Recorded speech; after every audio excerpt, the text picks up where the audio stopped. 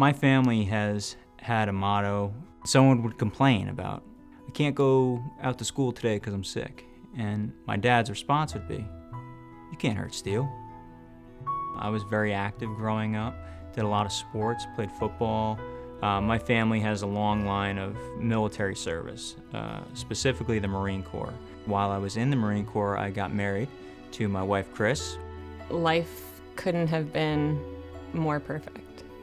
We had just had James. He was 1 year old. We had moved to Florida. JJ had a job that he absolutely loved. We were living what people would consider as the American dream. May of 2014, I started to feel what felt like a very deep anxiety attack. And I knew something was wrong with me because it just kept getting worse. And at that point, my ability to speak began to go away.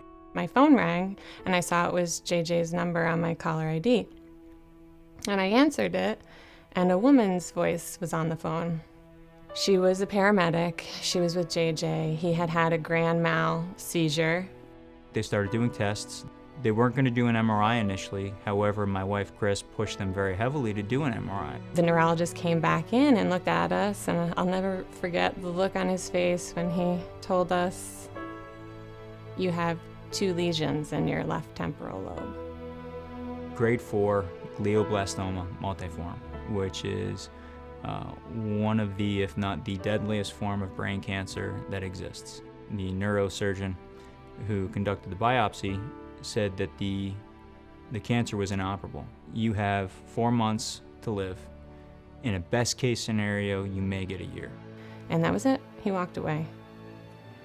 When a week before that, you were running, you were having fun, you were hanging out with your kid and your wife, you were working, and everything seemed fine. And all of a sudden, a man comes in and says, you're gonna die.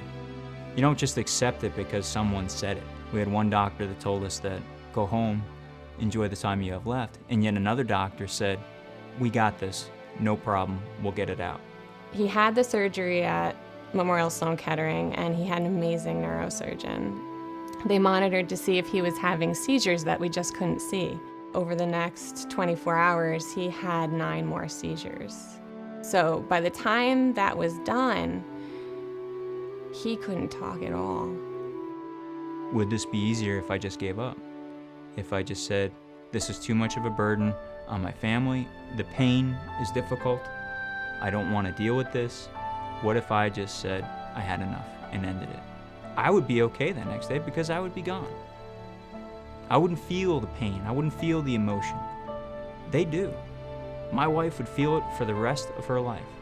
My son would not have one more day to spend with me. No matter how bad those days were, we had to fight for James. James makes us stronger. I still have cancer today. I still have active cancer cells. I'm still on chemo. And I have people say all the time, you don't look like it. You don't look like you have active cancer. It's because every single part of my day I spend towards improving my ability to live. I followed the Brittany Maynard case. To a certain extent, I could identify with what she was dealing with. Same disease, roughly the same age, both had families, but I don't agree with what she chose to do. You can't unmake that choice. Once you do it, it's done. Unless a cure is found, the disease will come back. When and how, I don't know.